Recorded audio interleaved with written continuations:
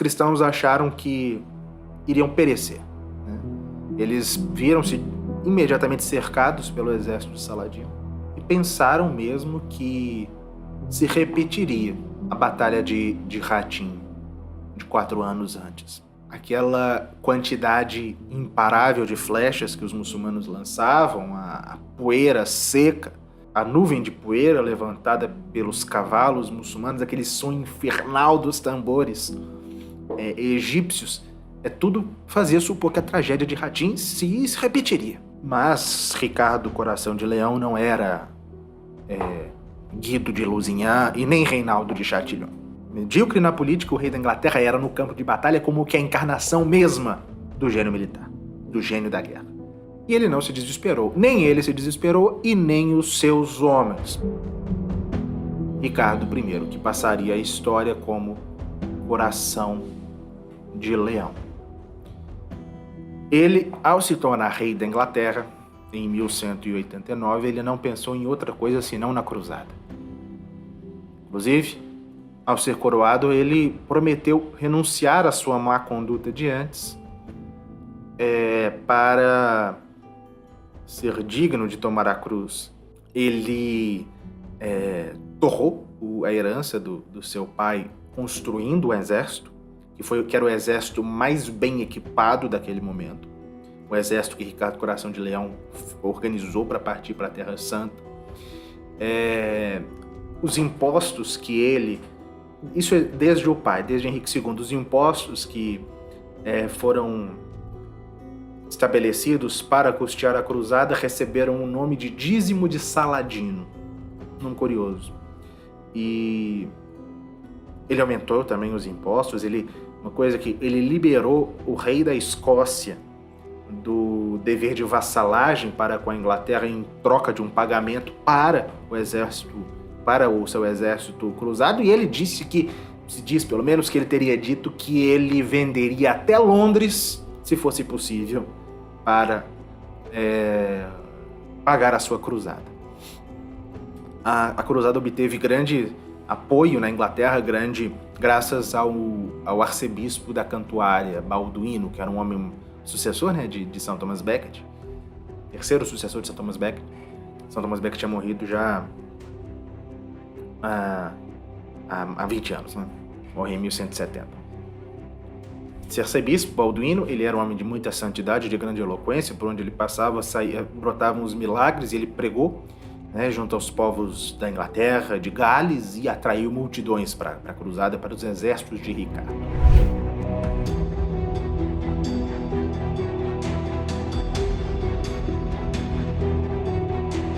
Em 1191, os esforços da cruzada, de todos os focos da cruzada, se concentraram em São João d'Acre.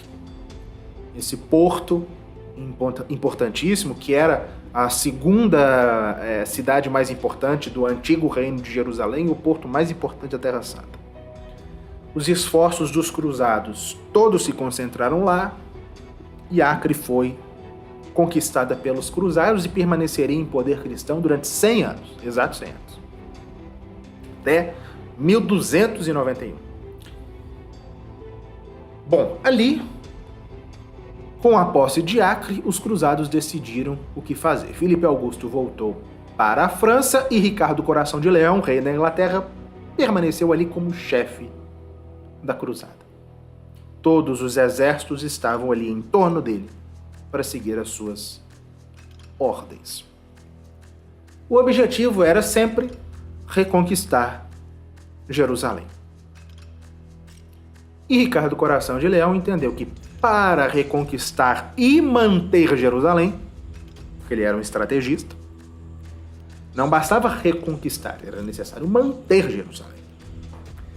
Para isso, era necessário reconquistar a faixa de terra, todo o litoral palestino, para então avançar para o interior, onde estava Jerusalém, porque Jerusalém não está no litoral. Não está distante do litoral, mas não está no litoral. Então era necessário reconquistar o litoral da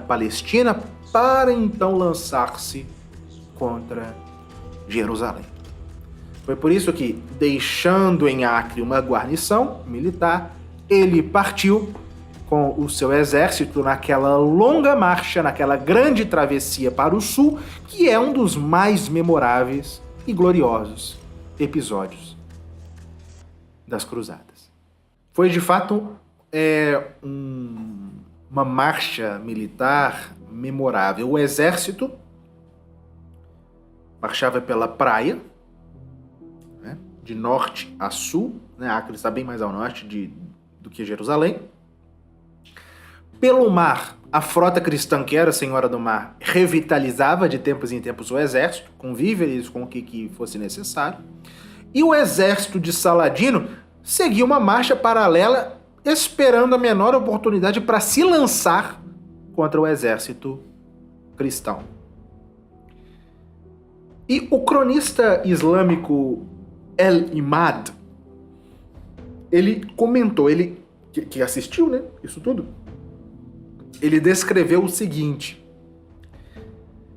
a cavalaria e a infantaria dos francos, repito, era o modo como os muçulmanos chamavam os cruzados.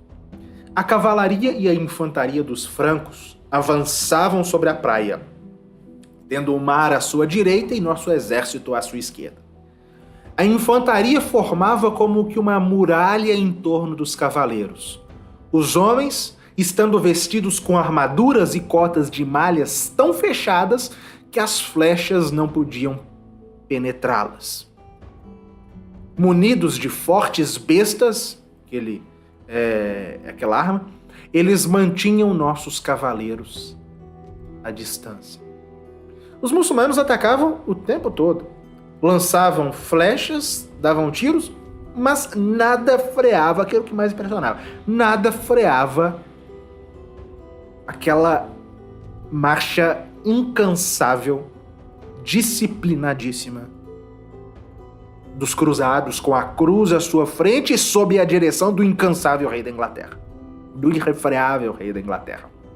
Um outro cronista islâmico, Berhad Eddin, ele conta, cronista islâmico que conta ter visto nesta marcha um soldado cristão com até 10 flechas fincadas na cota de malha,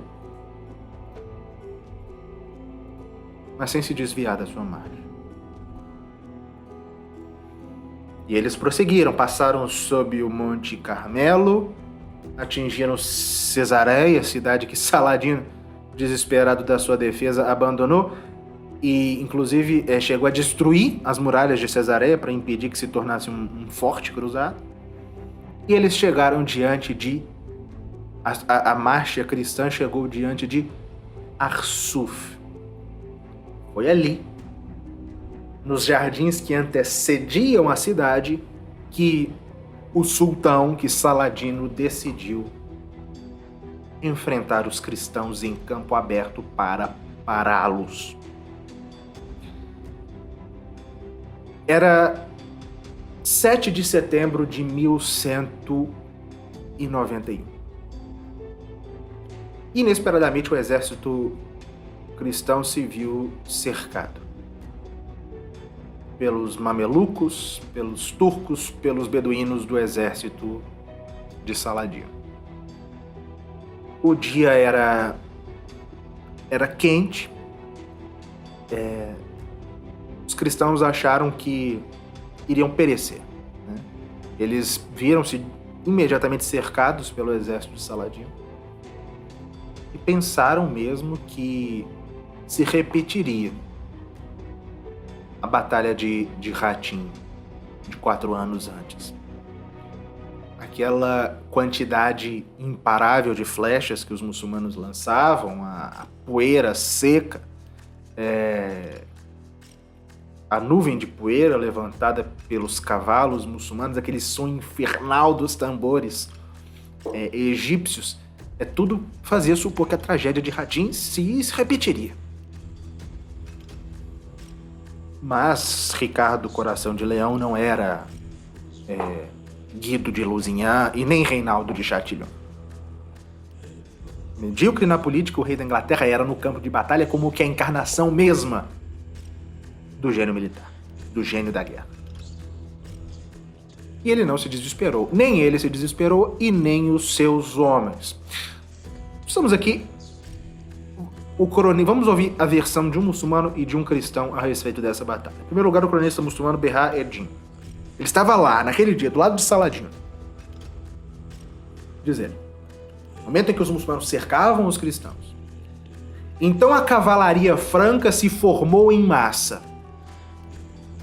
E sabendo que nada poderia salvá-la, a não ser um esforço supremo, ela decidiu atacar. Eu mesmo vi estes cavaleiros, todos reunidos em torno de uma muralha formada pela sua infantaria. Os cavaleiros agarraram suas lanças, deram todos ao mesmo tempo um grito terrível, a linha dos soldados de infantaria se abriu para deixá-los passar e os cavaleiros se precipitaram sobre nós. Uma de suas divisões se precipitou sobre nossa asa direita, outra sobre nossa asa esquerda, uma terceira sobre nosso centro e todos dentre os nossos foram postos em fuga. Parece que, naquele instante, como talvez nunca na história, combateram encarniçadamente Ocidente e Oriente. Cruz e crescente, cristandade e islã. Ali, os cristãos obtiveram uma revanche. Né? Que, na pluma do poeta Ambrósio, se converte como que numa página de epopeia, de fato. Dizia ali: os hospitalários que tinham tanto sofrido atacaram em boa ordem. O conde Henrique de Champagne com seus bravos companheiros. O senhor Jacques d'Avesne com sua linhagem também atacou. O conde Roberto de Dreux e o bispo de Beauvais lançaram-se juntos. Do lado do mar, à esquerda, o conde de Leicester com todo o seu esquadrão. Em seguida, os angevinos, os poitevinos, os bretões, os de Maine e todos os outros corpos do exército atacaram. Ó bravos homens, eles atacaram os turcos com tal vigor que cada um atingiu o seu, atravessou seu corpo com a lança. Quando o rei Ricardo viu que a cavalaria, sem esperar sua ordem, tinha atacado, se lançou com toda velocidade sobre o inimigo. Ele fez naquele dia tais proezas que em torno dele, dos dois lados, como na frente e atrás, havia um rastro de sarracenos mortos e os sobreviventes, à sua vista, fugiram. A vitória na Batalha de Arsuf teve um impacto enorme. Ela desfazia o desastre de Hattin e devolvia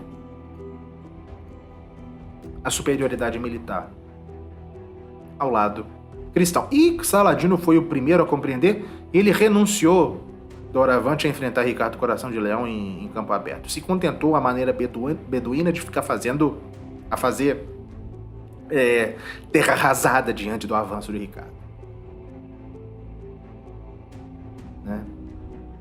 Desesperado com o avanço de Ricardo, Saladino evacuou a população muçulmana de todas as cidades do litoral palestino e destruiu as muralhas das cidades antes de abandoná-las, para que elas não se convertessem em fortalezas cristãs. Só que Ricardo pôde facilmente reconstruí-las, principalmente a cidade de Jaffa, que era o principal, que se tornou, e já era, mas que continuou sendo, principalmente agora, como principal porto de desembarque dos peregrinos. Era chamado de Porto da Peregrinação. E quanto a Jerusalém? Bom, Ricardo Coração de Leão aproximou-se de Jerusalém 3 vezes.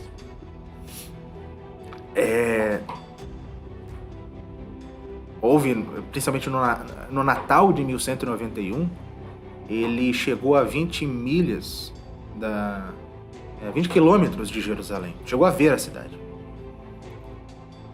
E pensou-se que, por alguns momentos, se pensou que se repetiriam aqueles gloriosos dias de julho de 1099. Mas o Coração de Leão, como já era chamado, não atacou Jerusalém. Mas por quê? Ele venceu Saladino, Saladino não enfrentava. Vejam, as circunstâncias daquele momento eram muito diferentes das de 1099. Quando Godofredo de Bulhão atacou Jerusalém, não havia exército muçulmano nas redondezas para defender a cidade, que atacaria o exército cristão enquanto este tentasse cercar Jerusalém, como é o caso, como aconteceria se Ricardo Coração de Leão atacasse Jerusalém. Se ele atacar Jerusalém, o exército saladino viria por trás.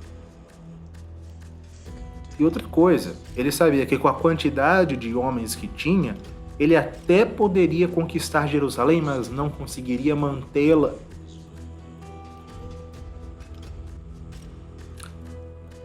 Então ele não atacou Jerusalém. Ele pensou que, não podendo reconquistar os lugares santos pela força, pelo menos não naquele momento, era necessário negociar com Saladino, porque os cristãos, graças aos esforços dele, haviam reconquistado toda a costa.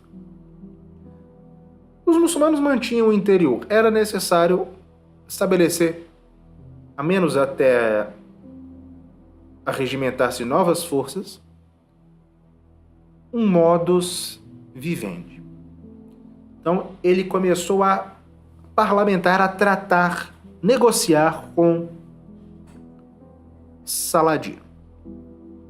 Enquanto as negociações andavam, e quando Ricardo Coração de Leão dirigiu-se para o norte, para a cidade de Beirute, deixando em Jafa, na cidade de Jafa, uma guarnição muito pequena, Saladino se aproveitou para atacar Jafa e tentar reconquistar essa importante cidade do litoral.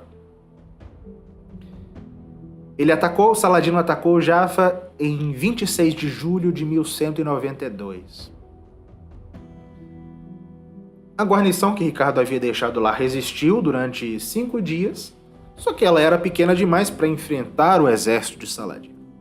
E estava quase capitulando, estava prestes a entregar Jafa aos muçulmanos, quando, nas primeiras horas de 1º de agosto, uma frota apareceu de improviso. Era o rei Ricardo, que, milagrosamente informado do ataque a Jafa, com as primeiras tropas que conseguiu reunir, subiu em uma galeia genovesa e partiu para o sul para defender Jafa. E ali ele mostrou de fato quem era, se é que ainda era necessário. Ricardo Coração de Leão, antes mesmo que o barco se aproximasse em terra, saltou na água, caminhou com a água até a cintura, com o escudo pendurado no pescoço, se lançou no meio dos muçulmanos, praticamente sozinho. Seus homens vieram atrás, entrou na cidade e, lutando de fato como um leão, impediu que os muçulmanos tomassem Jafa e os pôs em fuga, com Saladino à cabeça. 4 dias depois, na madrugada de 4 para 5 de agosto, os muçulmanos atacaram novamente, na madrugada. Foi um vigia genovês que deu o alerta. Ricardo e os seus homens mal tiveram tempo de levantar no meio da noite. Alguns combateram seminus, se lançaram contra os turcos. A batalha durou durante todos os dias 5 de agosto e a vitória foi dos cruzados. Diante do rei da Inglaterra e do seu destacamento de heróis, o exército muçulmano batia em retirada. Se você deseja conhecer a Idade Média a sério, sabendo distinguir as lendas da história, participe do curso Lendas Negras Medievais. Inscreva-se pelo link na descrição ou na tela final para receber o acesso completo ao curso, incluindo o material de apoio escrito. Até breve!